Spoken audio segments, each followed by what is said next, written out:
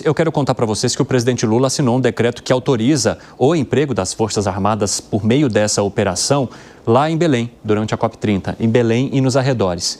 Vamos então conversar aqui com a Vitória Bel, que vai trazer as informações para a gente. Qual é a área que está contemplada por essas operações de GLO, hein, Vitória? Bem-vinda, boa tarde para você.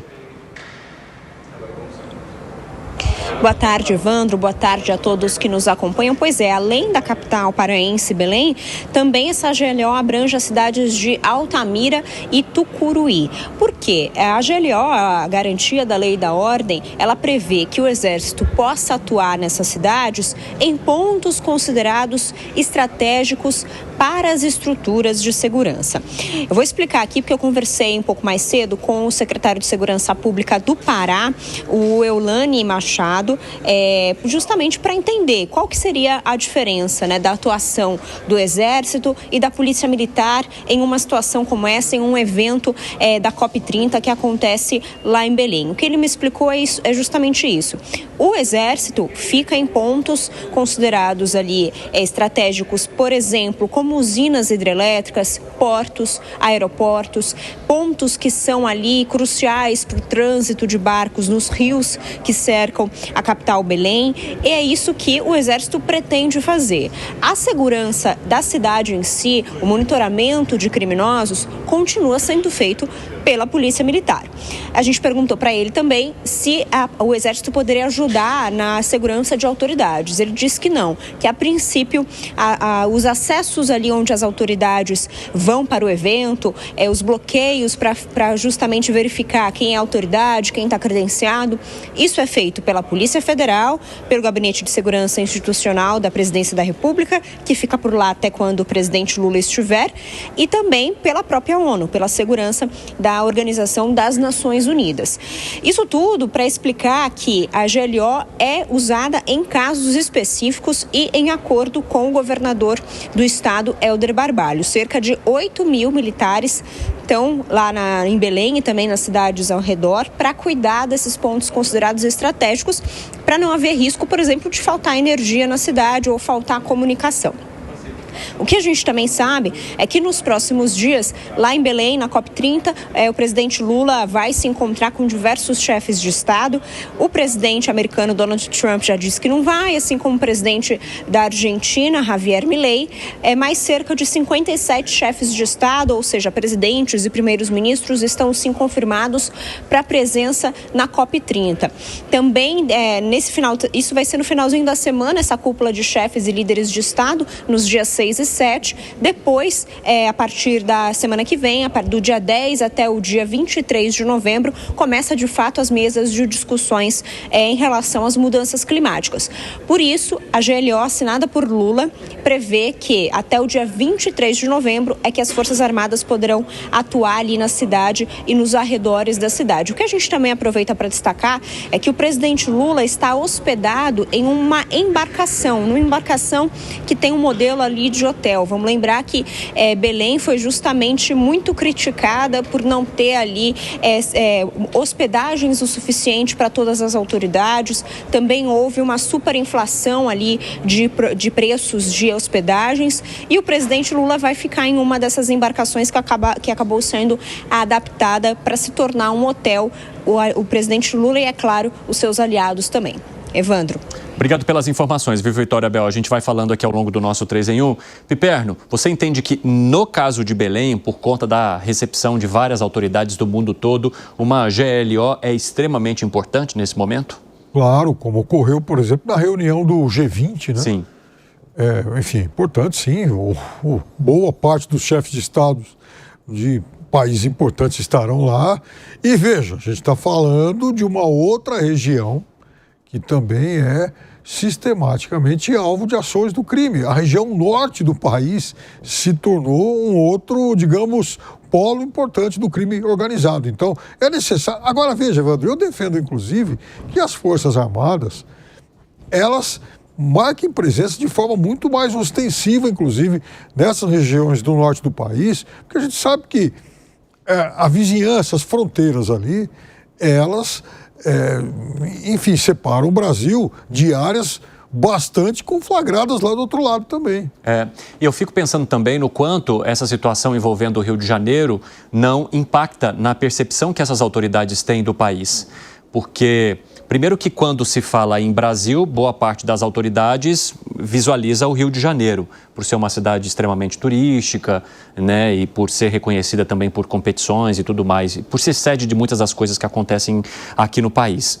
E a gente precisa lembrar que o Comando Vermelho também atua no norte do país.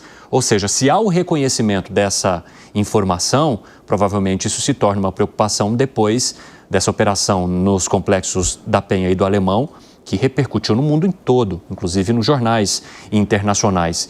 E há um debate também sobre a possibilidade de se incluir essas facções criminosas ou classificá-las como grupos terroristas, o que também gera, digamos, um olhar mais intenso, mais profundo de outros países sobre a realidade da segurança pública aqui no país. Como é que você avalia tudo isso, hein, Alangani? A COP30 acontecer na semana seguinte a um fato que repercutiu tanto dentro e fora do país e que fala justamente sobre uma questão de segurança pública. Olha só, Evandro, é claro que esse evento, logo após o que ocorreu no Rio de Janeiro, é muito ruim para o Brasil. A imagem do Brasil foi completamente arranhada, as imagens foram muito fortes, né? Quando a gente passa as imagens e a gente não fala que é o Rio de Janeiro, muito bem, a gente pode acreditar que é a faixa de Gaza, a gente pode acreditar ali que é um ataque da Rússia na Ucrânia ou, ou uma outra guerra num país africano. É uma imagem de guerra. Agora, acionar a GLO, eu vejo, concordo com o que o Piperno falou, até acho que a presença dos militares devem ser melhor aproveitadas, mas eu me questiono, Evandro, será que teriam acionado a GLO se não fosse o ocorrido no Rio de Janeiro? Em outras palavras, será que também não tem um componente político aí, uma propaganda política por parte do governo federal? Você acha que teria, Piperno? É simplesmente uma medida para mostrar, olha, o país sim se preocupa com a segurança pública, principalmente em eventos de grande porte? Não, é uma medida que foi, inclusive, adotada, foi aplicada quando houve a reunião do G20 e também na época dos Jogos Olímpicos, né? Na época dos Jogos Olímpicos, inclusive... Sempre que há reunião de muitas nações, o Brasil tende a implantar a GLO. Agora, veja, a gente também não pode imaginar que esse tipo de operação vá resolver o problema, porque vejam só, o Exército Brasileiro, ele já chegou a participar, ele fazia parte da MINUSTAH, que era aquela operação lá no Haiti, que se prolongou por muitos anos, aliás, uma operação gestada pela ONU.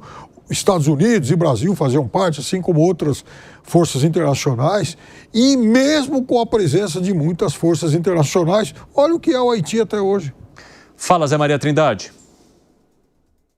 Já houve uma união parecida, né, Piper, na Copa do Mundo e na Olimpíada também, centralização e um decreto especial sobre a atuação das Forças Armadas. Eu devo dizer que as Forças Armadas são contra GLO, não gostam da ideia, porque acham que, primeiro, expõe soldados que não são policiais, né? Eles são temporários, ficam servindo do Exército por um ano, né? E expõe a uma situação que não é própria da atividade militar das Forças Armadas. E, por outro lado, não há um treinamento específico das Forças Armadas para atuar na segurança pública, no caso do Rio de Janeiro, e no caso até daquela intervenção que aconteceu no Rio de Janeiro, que foi mais do que uma GLO, foi uma intervenção quase no estado inteiro, mas uma intervenção na área de segurança pública, que o general Braga Neto, inclusive, chefiou naquela oportunidade. Então, a garantia da lei e da ordem é para casos extremos. E as Forças Armadas temiam que agora há uma separação muito forte de que, adotando a GLO em qualquer situação adversa em estados, estaria desqualificando as Forças Armadas para atuar numa área que ela não foi treinada. Eu entendo que a realidade mudou. Eu entendo que é preciso treinar um batalhão do Exército, da Aeronáutica e da Marinha, exatamente para lidar com distúrbios, para lidar com exatamente no caso de uma GLO.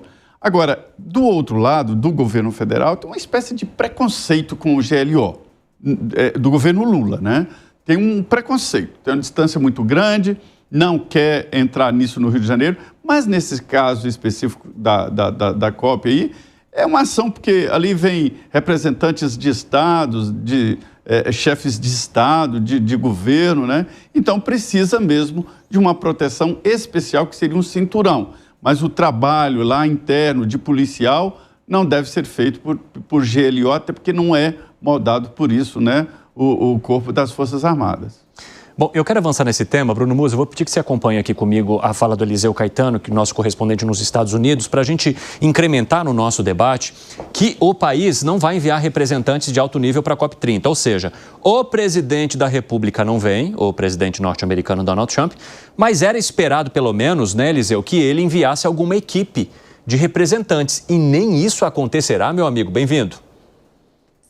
Nem isso acontecerá, viu, Cine? Muito boa tarde para você, para os nossos colegas debatedores aí no estúdio e para todo mundo que acompanha o 3 em 1. A gente volta a falar ao vivo dos Estados Unidos porque essa é uma daquelas informações que não chega a pegar todo mundo de surpresa, porque desde que Donald Trump se tornou uma figura pública e principalmente uma figura política, a gente conhece bem, é público e notório aí a opinião dele com relação ao meio ambiente, não é verdade? Mas a Casa Branca confirmou ainda há pouco que oficialmente nenhum integrante do alto escalão do governo federal dos Estados Unidos, nem o presidente Donald Trump, nem o secretário de Estado Marco Rubio, nem tampouco a recém-possada secretária de Energia vão participar da COP30 que vai acontecer em Belém do Pará, aí no Brasil. A ausência, portanto, como eu disse, já era esperada, né? A política ambiental de Donald Trump como presidente dos Estados Unidos mudou bastante, se comparada principalmente com o do governo anterior, da era Biden, viu? Ele retirou o país de compromissos multilaterais sobre o clima, reduziu também orçamentos para a pesquisa em energia limpa, mas ainda assim havia uma espécie de energia ali, de esperança no ar, de que uma delegação, pelo menos técnica, fosse enviada ao Brasil para participar, né? Acompanhar as negociações, conversar sobre os mecanismos de carbono, conversar também sobre os financiamentos climáticos, mas nem isso, nenhuma delegação técnica será enviada. Segundo fontes aqui nos Estados Unidos, até agora, inclusive, nenhum pedido de credenciamento foi feito, que só reforça aí a não presença, a não participação dos Estados Unidos na COP30. A ausência norte-americana, ela é vista como simbólica, porque sinaliza bastante aí o isolamento dos Estados Unidos nas condições, nas discussões, melhor dizendo, globais sobre o clima, enquanto países lá da União Europeia e da China já, inclusive, preparam anúncios de cooperação climática durante o evento. Os especialistas aqui nos Estados Unidos, Cine, apontam que isso enfraquece o esforço diplomático por metas ambiciosas e até reduz aí a pressão sobre grandes emissores. O Itamaraty, né, discretamente, obviamente, lamenta essa decisão, mas segue afirmando publicamente, inclusive, de que as portas seguem abertas ao diálogo técnico. Então, a informação é essa. Apesar da esperança, a ausência dos Estados Unidos é sentida e, ao mesmo tempo, garantida na COP30. Beleza. Eliseu, eu quero aproveitar que a gente está conversando e te perguntar também sobre esse movimento que tem sido feito por empresas no judiciário norte-americano para tentar, digamos, anular o tarifário de Donald Trump. Como é que está esse processo, hein? Tarifaço continua bombando no noticiário internacional, viu, Cine? Além da pressão feita por empresários brasileiros que têm vindo para cá, para Washington, D.C., a fim de pressionar a administração Trump a desistir do tarifaço contra o Brasil, agora alguns setores aqui dos Estados Unidos também se mobilizam nesse sentido, viu? Diversas empresas e estados norte-americanos estão pressionando a Suprema Corte do país para limitar ou até mesmo anular o tarifaço de Donald Trump. Aliás, desde o início desse novo mandato, ele tem usado ali a lei de emergência para impor tarifas unilaterais sobre uma ampla gama de produtos de diversos países do mundo inteiro, aos quais os Estados Unidos mantêm relação comercial, alegando emergências econômicas e de segurança nacional. E agora, companhias de diversos setores, como, por exemplo, tecnologia, manufatura e até de brinquedos, Cine, têm argumentado que o presidente está extrapolando a autoridade dele constitucional.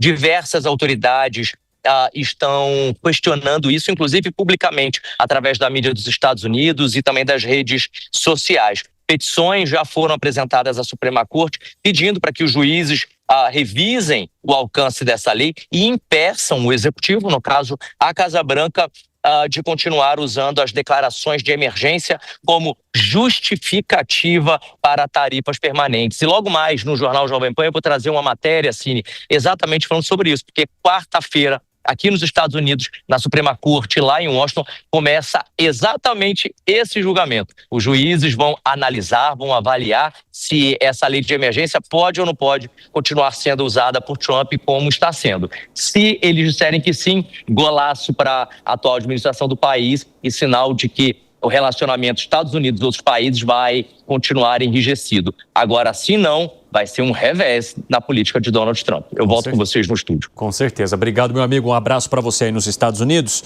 Agora, 4h36, quem nos acompanha pela rádio, aquele rápido intervalo. Daqui a pouco vocês estão de volta. Nas outras plataformas seguimos. Bruno Musa, vamos falar primeiro sobre essa ausência do governo norte-americano e uma ausência completa dos Estados Unidos na COP30. O que indica a falta, a abstenção de uma das maiores potências do mundo num evento que deveria justamente ter todas essas potências para chegar a negociações, porque a gente está falando de negociações que demandam ações desses que são os principais países envolvidos com o desenvolvimento industrial e etc. E agora, como é que fica sem os Estados Unidos? Você lembra na cúpula dos BRICS aqui no Rio de Janeiro? Não tem a ver com os Estados Unidos, mas qual é o principal país dos BRICS? A China, que também não mandou representantes de primeiro escalão aqui para o Brasil. Agora, os Estados Unidos. Eu vou pegar um trecho que eu peguei aqui do relatório da Petrobras, porque eles adoram falar sobre a importância climática para eles. Abre aspas para o relatório da Petrobras. Se parássemos de produzir petróleo, não teríamos uma matriz energética mais limpa, apenas um país menos próspero. Portanto, cada gota de óleo importa. Não sou eu falando, eu concordo. Mas não sou eu falando, é a própria Petrobras.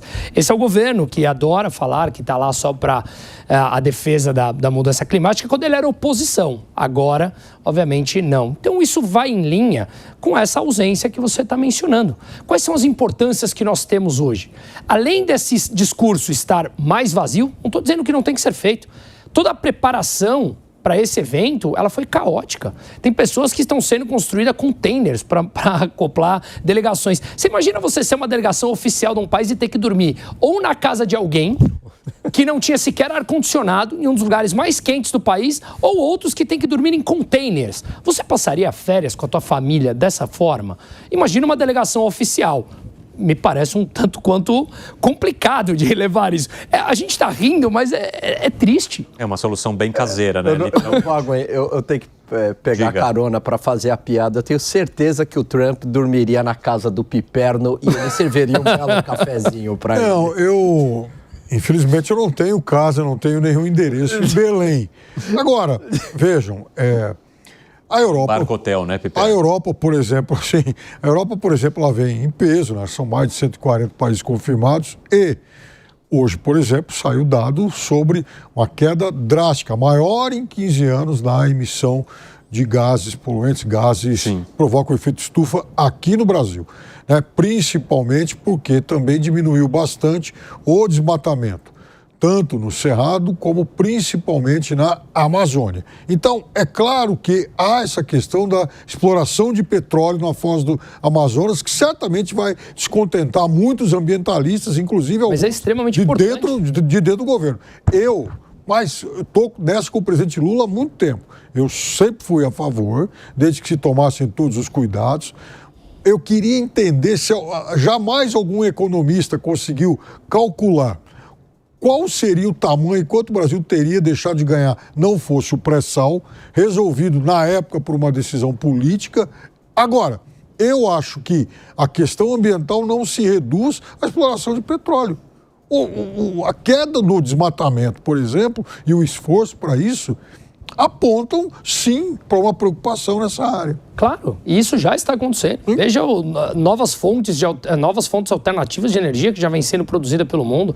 Meu único ponto é sempre o mesmo. Deixemos que a tecnologia avance no seu tempo, porque os empreendedores estão fazendo isso. mas não dá para você simplesmente achar que em 3, 4, 5 anos vai mudar o mundo do dia para a noite. Tanto é que os principais países europeus voltaram atrás naquela meta de trazer todos os veículos elétricos, por exemplo, a Suíça. Não dá tempo, deixa acontecer, a coisa está avançando. Agora, a Rússia, por outro lado, está anunciando um novo míssil, né, de alcance e que ele é nuclear, e que eu estou esperando a Greta aparecer novamente para falar: Rússia, Putin, dá para você parar com isso? Meu grande ponto é: deixa a tecnologia evoluir com calma. Está acontecendo isso. Eu não estou minimizando a importância. Mas eu acho que, nesse momento, o próprio Estados Unidos mostra que, ao não mandar as delegações, ele realmente está dando de ombro para a COP30, né? E, na verdade, não deixa de ser coerente também, porque Donald Trump disse, desde que assumiu o cargo novamente, que a política ambiental não seria uma prioridade secundária nesse atual governo. Então, também não dá para dizer que não se esperava que isso acontecesse, Zé Maria Trindade. Não chega a ser exatamente uma novidade, né? No governo Trump, que os Estados Unidos acabaram cancelando aquele Acordo de Paris, já vem dando uma demonstração clara de que não vai entrar em nada que possa prejudicar o desenvolvimento dos Estados Unidos e assim por diante. Então, esta é a linha dele. Esse cuidado ambiental, ele é lógico, né? Ele é evidente. Só que, conversando com deputados, inclusive o deputado Kim Kataguiri me dizendo o seguinte, que eu concordo. A preservação ambiental depende fundamentalmente de cada um, ou seja, era preciso que cada país, de uma maneira altruísta, pudesse tomar ações e medidas para proteger o meio ambiente mundial, porque o meio ambiente não é só um setor, né? Ele ultrapassa todas as fronteiras. Como isso não é possível, fica muito complicado ditar normas. Agora, a COP do Brasil tem muita cara da ministra Marina Silva, que não é exatamente uma queridinha dos empresários, do setor produtivo, nem do Brasil e nem do exterior. Ela está mais para militante. Então, uma COP aqui no Brasil, com a marca da ministra Marina Silva, será uma COP militante. Então, isso explica o reforço que se dá ao não comparecimento de representantes norte-americanos. Era de se esperar. Inclusive, isso eu entendo que os Estados Unidos deveriam participar até para entender qual é a fala de cada país, qual é a expectativa de cada grupo, né? É um encontro considerado importante, mas que não é exatamente fundamental por não decidir, ou seja, não definir ali linhas obrigatórias. Arremate, Gani. Olha só, né? Eu concordo muito aí com o que o Musa trouxe aqui, com a fala também do Zé Maria agora. A Marina, ela representa aquele ambientalismo que é muito idealizado, né? Ela defende o fim de combustíveis fósseis da noite para o dia. Se isso acontecer, 1 bilhão para mais de pessoas morrem de fome, porque a agricultura, só para ficar num exemplo, hein? Ela é altamente dependente de combustíveis fósseis, tratores, máquinas agrícolas, fertilizantes e por aí vai, né? Então, agricultura em alta escala, esquece isso daí. Bom, sem contar aço, concreto e outros que usam diretamente combustíveis fósseis. Mas o ponto é que, concordo contigo com o questionamento que você fez, Evandro, para que o Trump vai nisso, a delegação norte-americana, se está representado, né, nesta COP, pelo menos na figura da Marina, que é a garota propaganda do ambientalismo do governo, esse tipo de ideologia do meio ambiente. Para que o Trump vai nisso se ele é o contrário? Ele vai numa linha de utilizar combustíveis fósseis como forma de redução da pobreza, etc., que, diga-se de passagem, vai até o encontro de como o presidente Lula pensa nesse quesito, né? É claro, durante a campanha, o presidente Lula não deixou isto claro, Piperno. Mas não é mais ou menos. E eu concordo com o Lula nessa, concordo com o Trump nessa. Senão, ele não estaria explorando o petróleo na margem equatorial. Porque o discurso da Marina é não explorar por conta do aquecimento global. Nesse caso, eu acho que o presidente da República nunca escondeu que teria vontade de explorar aquela área. Né? Mas então, esse é o problema de colocar tudo no mesmo balaio. Uma das grandes diferenças é como é que vai ser feita essa exploração. Sim. O presidente Lula, em momento algum, ele atropelou, ou pelo menos impulsionou o governo para que atropelasse as regras, o que o Obama determina. Ele queria. Mas vamos seguir. Se fosse o Trump, não. Mas olha que loucura, Piperno, mas a gente está falando do mesmo governo. A Marina não faz parte do governo Lula? Você está falando de duas figuras que têm pensamentos diferentes em relação a isso. Primeira coisa, a gente está reduzindo a agenda ambiental do governo à questão do petróleo. Estou dizendo que a agenda ambiental é muito maior e ela vai sendo cumprida em muitas áreas. Tanto que o desmatamento caiu, a emissão de gases caiu, e isso estava lá no programa. Mas a agenda do Ministério da Marina, do Meio Ambiente, é aquecimento global. É nisso que ela bate essa tecla. E ela é mundialmente conhecida por conta disso. Sim, também é verdade, mas o aquecimento global também passa por essas metas que estão sendo alcançadas.